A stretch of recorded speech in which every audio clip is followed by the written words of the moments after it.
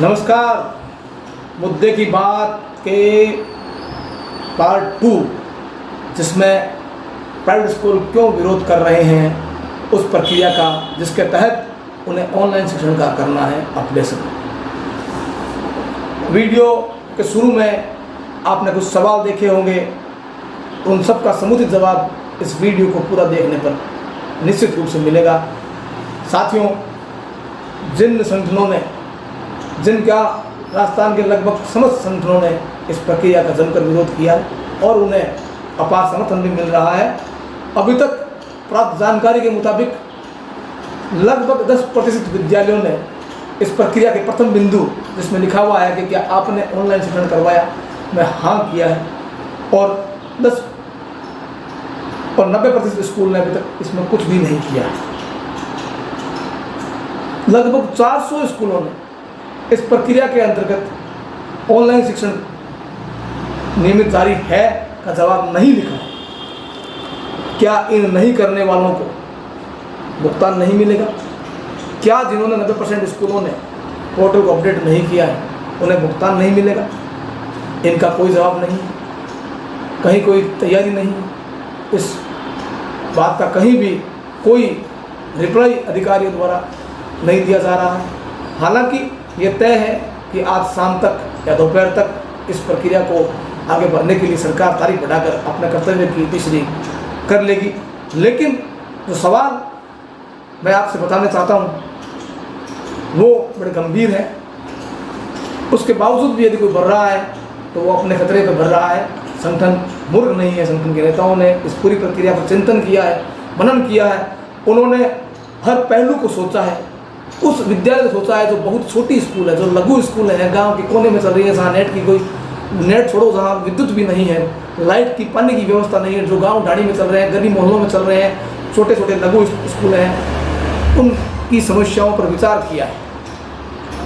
उन सब पर विचार करने के बाद में क्या पोर्टल भरना चाहिए, नहीं भरना चाहिए, उससे पहले हमें कुछ सवालों पर चर्चा करनी चाहिए कि यदि इस पोर्टल को भरें तो किस आधार पर भरें। क्या सरकार ने इसके लिए लिखित में कोई दिशा निर्देश या गाइडलाइन जारी की है? पूछते हैं तो कहते हैं इस बारे में तो हम नहीं बता सकते, हमें खुद भी पता नहीं है। क्या ऐसी स्थिति में इस पोर्टल को भरना विधिसम्मत है? जब दिशा निर्देश ही जारी नहीं है, जब कोई गाइडलाइन ही जारी नहीं है, केवल प्रक्रिया को आपने पोर्टल पर लगा के छोड़ दिया और कहा इसको 15 बजे तक भर दीजिए, क्या ये सब संभव है? क्या हमें भरना चाहिए? इन सब पर हमें विचार करना चाहिए भरने से पहले। क्या हमने सोचा, क्या हमने पूछा, क्या हमने जाना कि इस प्रक्रिया का सत्यापन कैसे होगा? मैं बता दूं कि सरकार भी अभी इस विषय पर कुछ भी कहने से, कुछ भी बताने से बच रही है। क्यों? क्योंकि उन्हें खुद नहीं मालूम, लेकिन जो जानकारी हमें मालूम है, जो हमने अपने विश्वस्त सूत्रों से मालूम की है, वह अब तक की पुख्ता जानकारी मानी जा सकती है। उसके तहत जिन स्कूलों द्वारा पोर्टल को भर दिया जाएगा उन स्कूलों का भौतिक सत्यापन किया जाएगा। वहाँ पर टीम जाएगी जैसे पहले जाती थी और वह उन डाटाओं का मिलान करेगी जो उन्होंने पोर्टल पर भरे हैं। उन अभिभावकों से संपर्क करेगी रैंडमली, जिनके नंबर या जिनकी जानकारी पोर्टल पर डाली गई है। उनसे पूछेगी कि क्या ये जो आपने पोर्टल भरा उसके अंतर्गत वो कुछ सवाल करेगी। यदि किसी भी अभिभावक ने ऊक चूक जवाब दे दिया या समुचित जवाब नहीं दिया, अभिभावकों को कहाँ बात करनी आती है फ़ोन पर, अधिकारियों से, अधिकारी अपने तरीके से बात करेंगे, तो निश्चित रूप से भुगतान में अड़ंगे लगना तय है। हो सकता है आगे के भुगतान भी रुक जाए। साथियों, मुद्दा गंभीर है। सरकार ने ऐसी चाल चली है जो भविष्य में भी हमारे नुकसानदायक हो सकती है। सोचिए, यदि किसी पोर्टल, ये जाँचकर्ता ने जो भौतिक सत्यापन आएंगे जाँच करने विद्यालय ऑनलाइन प्रक्रिया में अपडेट करने वालों का, उन्होंने कोई संदिग्ध टिप्पणी कर दी या नकारात्मक टिप्पणी कर दी तो क्या क्या भुगतान प्रभावित नहीं होगा? ये सब विचार करने के बिंदु, ये सब सोचने के बिंदु, ये सब चिंतनीय बिंदु, ये सब मननीय बिंदु है। मुझे ये बताया जाए कि क्या इस प्रक्रिया को बहुत छोटा मान रहे हैं आप? क्या ये प्रक्रिया जटिल नहीं है? क्या इस पैंडेमिक और लॉकडाउन के समय में इतना सब संभव इतना जल्दी हो जाएगा? ये सब एक सोची समझी चाल है। हम लोगों को समय बर्बाद करने का शौक़ है तो इस पोर्टल को भरिए, इस प्रक्रिया को स्वीकारिए, क्योंकि ये बहुत लंबी प्रक्रिया है। जब लॉकडाउन में सारा देश सारा राज्य बंद पड़ा है, तो कोई कैसे आपके स्कूल में सत्यापन के लिए आएगा? और आएगा तो क्या संक्रमण की स्थितियाँ को मजबूती नहीं मिलेगी? क्या संक्रमण नहीं फैलेगा? वो संक्रमित कर्मचारी या अधिकारी नहीं आ सकते हैं? क्या स्कूलों पर कोरोना की महामारी नहीं दिख रही है सरकार को? क्या स्कूल कोरोना महामारी से बचे हुए हैं? क्यों सरकार नहीं समझ रही है? मैं एक प्रश्न करता हूँ सभी साथियों से, भुगतान किसे मिलेगा, किसे नहीं मिलेगा, यह अभी तक तय नहीं किया गया है। जब यह तय नहीं है तो पोर्टल भरना भी तय नहीं है। जब तक सारी स्थितियाँ क्लियर ना हो, क्लियर दिशा निर्देश जारी ना हो, सारी बातें ना हो, किसको मिलेगा, किसको ना मिलेगा, क्यों मिलेगा, क्यों नहीं मिलेगा, इन सब का जवाब ना हो, लिखित में ना हो, गाइडलाइंस नहीं हो, हमें उस प्रक्रिया को स्वीकार करना नहीं चाहिए। इसीलिए विरोध कर रहे हैं। विरोध के कारण होते हैं। जब गुजरात राज्य में बिना किसी भौतिक सत्यापन के स्कूलों को भुगतान किया जा सकता है, तो क्या राजस्थान पर जो RT एक्ट लग रहा है वो दूसरा है? नहीं, वही एक राजस्थान में प्रभावी। हम सब विचार नहीं करते हैं और अंधे होकर सोचते हैं सरकार क्या कर लेगी। अरे सरकार क्या करेगी? सरकार क्या कर देगी? सरकार ने क्या किया है? ज़्यादा से ज़्यादा भुगतान नहीं देगी एक किस्त का, और कौन सा दे देगी भरने के बाद में? कौन सी गाइडलाइन जारी की गई है? ऐसा कुछ भी जारी नहीं किया गया है। किसी भाई को डरने की ज़रूरत नहीं है, घबराने की ज़रूरत नहीं है। बिल्कुल स्पष्ट रूप से कहना चाहता हूँ, इस पोर्टल को भरना किसी भी तरीके से जायज़ नहीं है। पहले वीडियो में राज्य के विभिन्न संगठनों के मुखियाओं ने मुखर होकर अपनी बात रखी, उसी तरीके से कुछ और संगठनों के राज्य मुखियाओं ने और उन प्रबुद्ध नेतृत्वकर्ताओं ने भी हमसे अपने विचार वीडियो भेजकर साझा किए, प्रस्तुत हैं उनके विचार। मैं उनके प्रति भी आभार व्यक्त करता हूं कि उन्होंने ज्ञानायाम के इस मुहिम में अपना सहयोग, अपने विचार प्रस्तुत करके किया है। निश्चित रूप से ये प्रबुद्ध विचार आप लोगों को भी अपनी बात, प्रबुद्ध विचारों से आप सब भी प्रभावित होंगे और हमारी इस मुहिम को समर्थन करेंगे, मैं ऐसा विश्वास करता हूं। प्रस्तुत है विचार उन साथियों के जिन्होंने गैर सरकारी शिक्षण संस्थाओं को बिना लंबी औपचारिकताएं पूरा किए शिक्षा सत्र 2020-21 की प्रथम किस्त का RT का भुगतान कर देना चाहिए, ताकि आर्थिक संकट झेल रही शिक्षण संस्थाओं, उनके संचालकों को राहत मिल सके। कोडाराम भादु, प्रदेशाध्यक्ष school education welfare association Rajasthan. सरकार को ऑनलाइन शिक्षा से संबंधित यदि ऐसा ही कुछ स्टेप लेना था तो पूर्व में सभी स्कूलों को, सभी निजी स्कूलों को एक निश्चित ऐप बता दिया जाता, जिससे कि सभी का एक सार काम सरकार के पास पहुंच जाता। क्या निजी स्कूल संचालक इस महामारी से ग्रसित नहीं है? क्या हमारे घर परिवार में किसी को कोरोना महामारी नहीं है? तो आप क्या चाहते हैं साहब? कम से कम मानवता के नाते ही इस समय निजी स्कूल संचालकों पर थोड़ा तो रहम किया होता। अब कोरोना काल में घर घर जाकर हम कहां से एकत्रित करके लाएं? माननीय शिक्षा मंत्री, यदि ये आदेश आपने जारी करने से पहले एक बार स्वयं गहनता से जांच लिया होता तो शायद आप इस आदेश को जारी करने की अनुमति कभी प्रदान नहीं करते। साहब, 2019-20 की द्वितीय किस्त भी हजारों स्कूलों की अब तक बाकी है, जो कि आपके द्वारा नहीं दी गई है। उसके बावजूद भी निजी स्कूल संचालक शांति से बैठे हुए हैं। महामारी की इस मार में जब आपकी ये किस्तें, RT की ये किस्तें किसी भी निजी स्कूल संचालक के लिए प्राण रक्षा का काम कर सकती है, उस वक्त आप इस तरह के आदेश जारी कर रहे हैं और संचालकों को निरंतर प्रताड़ित कर रहे हैं। आपकी इन सब ये जो आदेश आप जारी करते हैं, इनके पीछे क्या प्रयोजन है? आप खुलकर एक बार क्यों नहीं कह देते कि मैं निजी स्कूलों को बंद करना चाहता हूँ, अगले सत्र से किसी निजी स्कूल को ना चलाया जाए, तो कम से कम हमें आपका विजन तो क्लियर हो जाए। मैं सभी संचालकों से ये निवेदन करूंगी कि मेरा करबद्ध करके आपसे अनुरोध है कि आप सब अपनी एकजुटता इस वक्त दिखाएं। समय आ गया है साथियों। प्रदेश में शिक्षण व्यवस्था को समर्पित सभी कर्मवीरों को नमस्कार। उम्मीद करता हूँ आप सभी परिवार सहित स्वस्थ होंगे। मित्रों, जैसा कि विदित है कि राज्य सरकार ने हाल ही में एक आदेश जारी करके हमसे 15 मई तक RTE ऑनलाइन सत्यापन हेतु डेटा अपलोड करने को कहा है।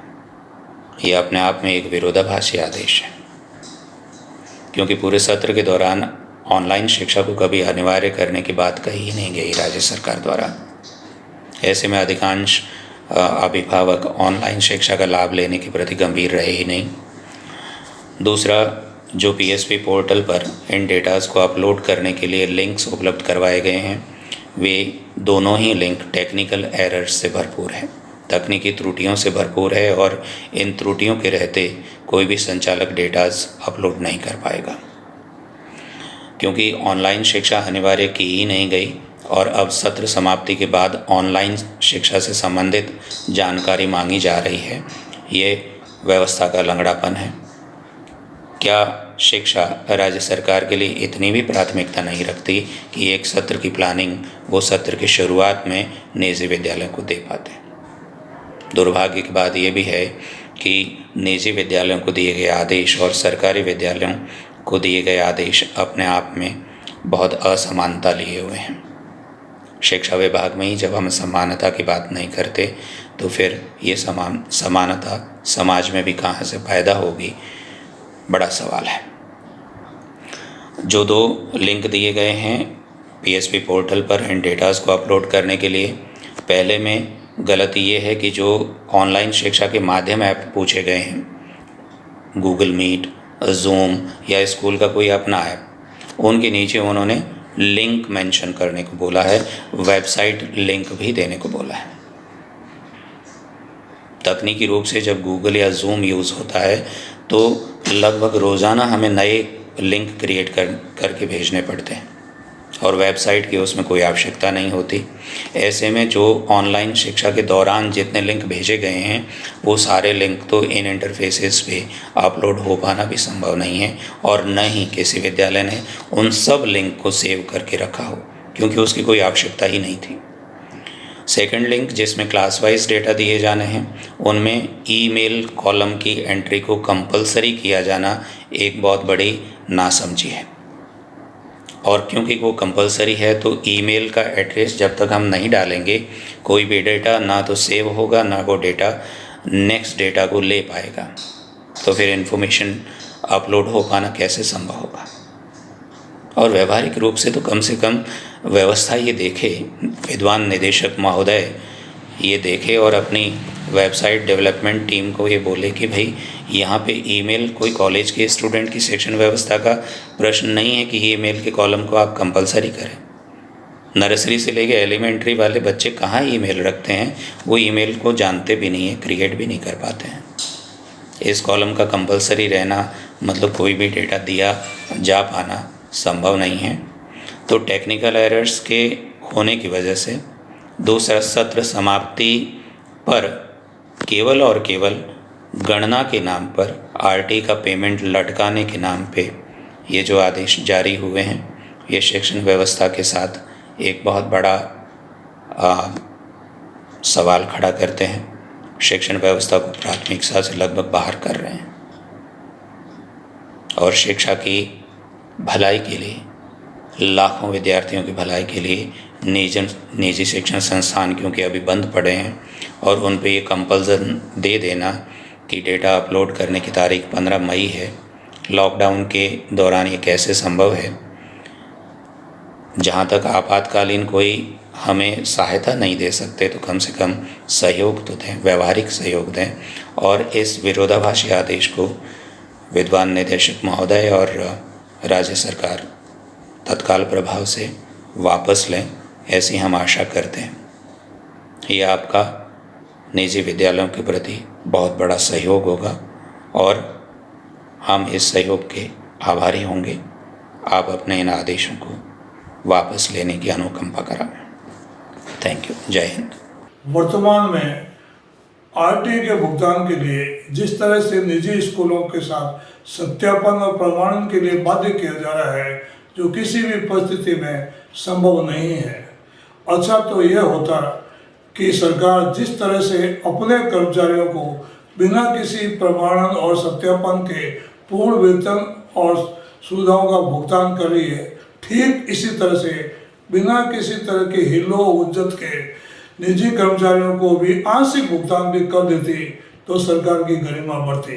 दुर्भाग्य ये सरकार यह सम्मान प्राप्त नहीं कर सकी। वर्तमान में यदि आरटी के भुगतान के लिए निजी स्कूलों को परेशान किया गया और उनको पुनः हाई कोर्ट में जाने के लिए बाध्य होना पड़ा तो सरकार की फिर बंद पड़ जाएगी।